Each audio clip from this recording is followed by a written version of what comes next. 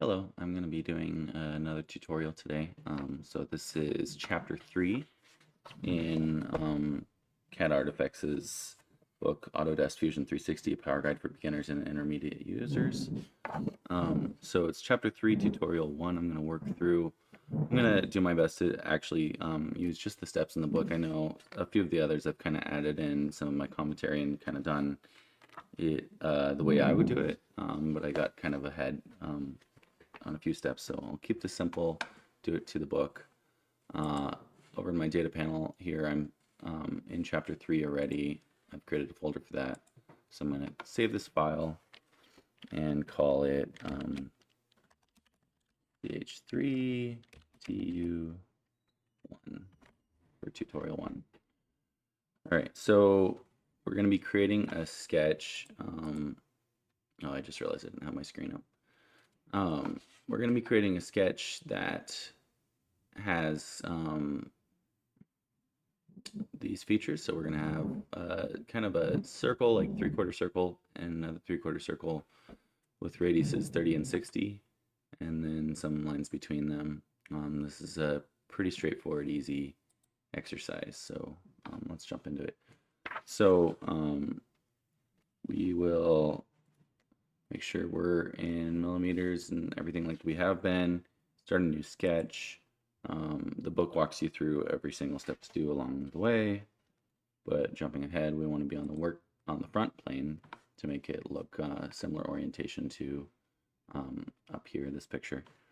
So I'm going to create a circle to get started.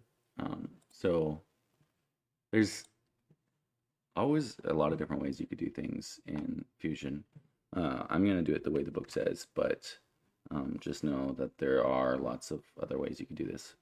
So I'm going to create a circle with radius 120, diameter 120, and then another one with diameter 60.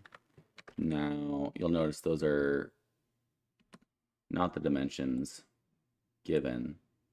Those are diameters, and it asks for radiuses. So let me move this down here so you can see. When you are defining a circle, it wants to default to showing the diameter, and you have to enter the dimension that way. If you were creating an arc, which we could do a center point arc, then it would do default to radius. But you can swap between the two and right click on the dimension and say toggle radius, and you can swap it to the way that they have it. So there we have our radius of 30 and our radius of 60, just like the diagram shows. So now we have whole circles though, right? We need just the part circle. So we can use the line tool to draw lines. So I grabbed it up here where you can hit the L button, and then we're going to specify the center point, and then go down, and if I hover over that curve, it wants to snap to it, and then it also shows the vertical constraint, so I'll click that. And I'm starting here at the center and going over there, and I should lock in the... Okay, it's not doing the horizontal constraint, but if you look right in here, there is a little perpendicular line, so it's perpendicular to the previous line I created. That's good enough. And now all we need to do is use the trim tool. Okay, so we're going to trim. So I grab the trim tool up here. It's T is the hotkey, and I can click on these lines that I no longer need. And then we have that. Okay. Now that's where the book stops. I, however, like to make sure that I don't have any blue. So we have this line that can move, right?